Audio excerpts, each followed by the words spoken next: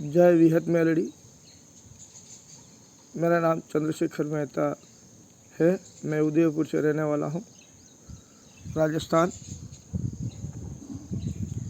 मैं कई जगह पे घूमा, कई साधु बाबाओं के पास गया और मेरी परेशानियाँ हर जगह दिखाई।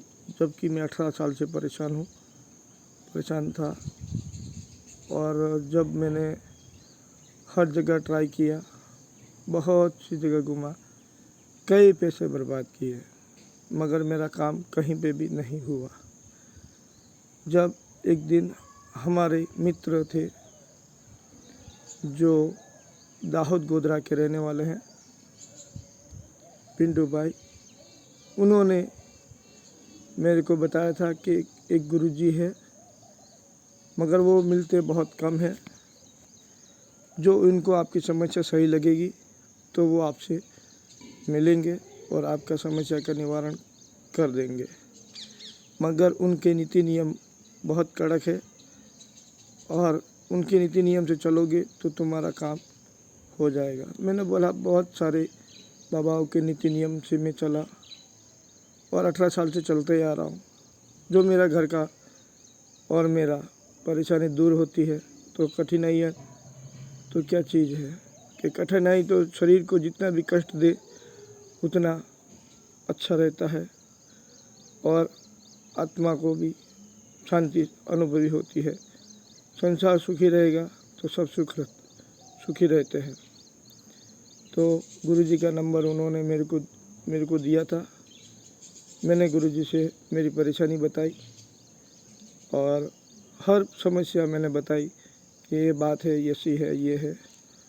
जब जनवरी 2022 में जनवरी में इनसे मेरा कांटेक्ट हुआ था, हम लगभग 1 महीने तक फ़ोन पे ही चर्चा चली हमारी। हर दूसरे तीसरे दिन में कॉल करता था। गुरुजी शांति से जवाब देते थे और समझाते थे बराबर। बाद में उन्होंने बोला कि देखो, आपको मेरे पे विश्वास है, ये है तो आप रुद्र मेलडी से जुड़ जाइए। आपकी जो भी समस्या है सब निवारण हो जाएगी। बाद में मैं रुद्र मेलडी से जुड़ा। बाद में मेरे मन में फरवरी महीने में मैं रुद्र मेलडी से जुड़ा। उसके बाद मेरे मन में लालसा जागी कि उनसे मैं मिलूं तो अच्छी बात है। तो मैंने उनको 2-3 बार कॉल पे फ़ोन करके बोला कि गुरुजी मैं आपसे मिलना चाहता हूँ। उन्होंने बोला जब मैं फ्री होऊंगा तो मैं आपको बोलूँगा, आप आ जाना मेरे से मिलने के लिए। मैंने बोला ठीक है गुरुजी, आप जब भी कहेंगे तभी मैं आपके पास हाजिर हो जाऊंगा। ऐसे करते करते करते मार्च महीने में मेरे को फ़ोन आया कि अभी फ्री हो तो आप आ जाइएगा, हम लोग शाम को रात को मिलेंगे। तब मेरे पास इन्होंने मेरे को कॉल किया था दोपहर में 2 बजे और मैंने बोला आप कैसे करेंगे। तो मेरे छोटे भाई को लेके मैं यहाँ से गाड़ी करके अंबाजी गया, आबू रोड, और उनको कॉल किया। वो आए तो मेरे मन में ऐसे ही था कि बाबा होते हैं तो साथ में 2-3 बाबा होंगे, छेले चपाटे होंगे और अच्छी सी बड़ी गाड़ी होगी। जो मैंने रुद्र मेलडी में जुड़ा हूँ, अब मैं कैसे क्या करूँगा, क्या बात करूँगा उनसे। इतने लोग साथ में होंगे तो क्या कहेंगे, क्या नहीं करेंगे। ऐसे सोचते सोचते मैं आबू रोड पे गए, गाड़ी लेके गए थे। जब इनसे मैं वहाँ गया, उन्होंने बोला इस जगह पे ठहरिएगा, मैं आ रहा हूँ। हम लोग वहाँ ठहरे, वो हमसे मिले। बाद में हम लोगों की बातचीत चालू हुई। वो अकेले ही आए थे हमारे पास मिलने के लिए और उन्होंने हर बात मेरी शांति से सुनी पहले। बाद में उन्होंने मेरे को बताया कि ऐसा ऐसा है, आप ऐसे ऐसे करो और जो भी है वो सही सही बताइएगा। मेरे से छुपाने से कोई निवारण नहीं होगा। आप जो सही सही बताएंगे तो मैं आपका पूरा निवारण करके दूंगा।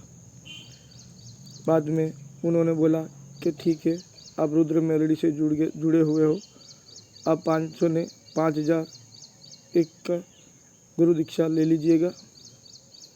बाद में मैं आपको सब सिस्टम समझा देता हूँ।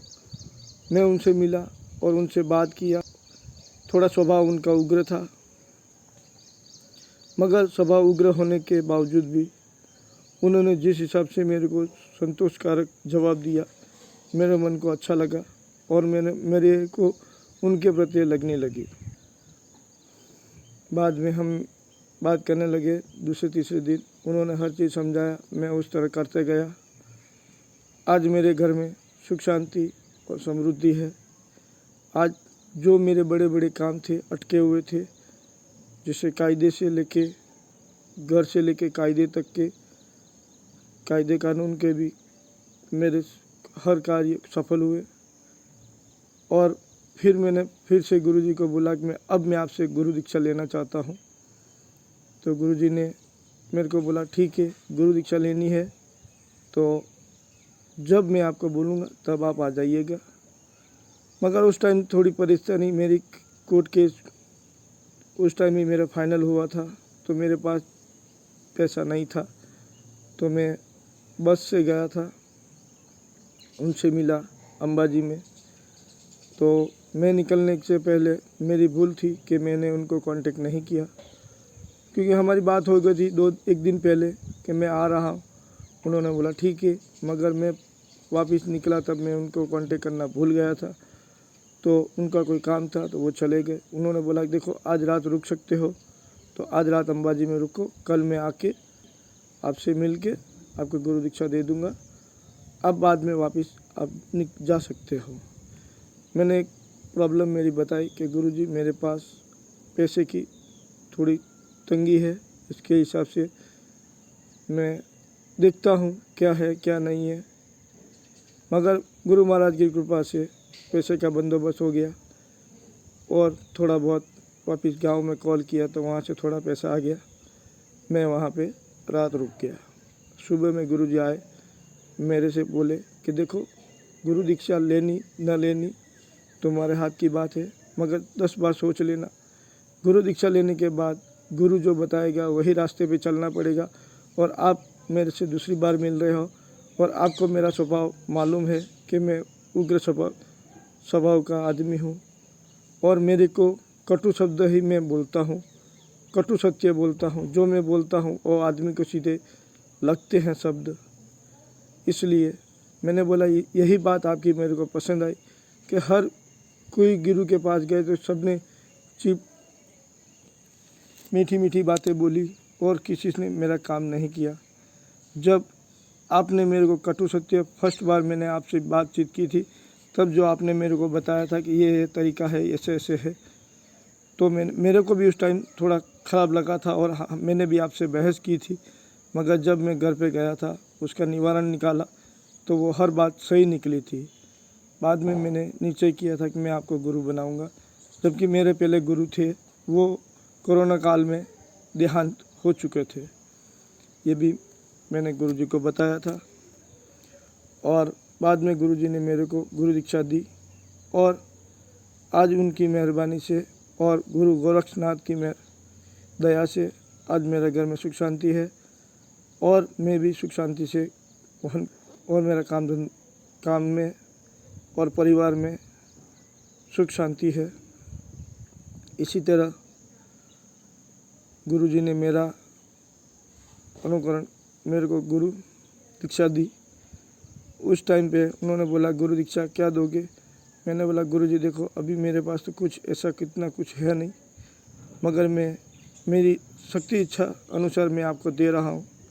और मैंने जो दिया वो उन्होंने लिया, जबकि वो आए थे अंबाजी, वो उनके घर से लगभग 30 किलोमीटर दूर है। जो मैंने गुरु दीक्षा दी उनका पेट्रोल का पैसा भी नहीं हो सकता था, मगर उन्होंने खुशी से लिया और मेरे को शिष्य बनाया उन्होंने और मेरे को गुरु मंत्र दिया। आज वो गुरु मंत्र में जाप करने से मेरा आज सुख शांति से वहन हो रहा है। जय गुरु गोरक्षनाथ की जय। विहत मेलड़ी।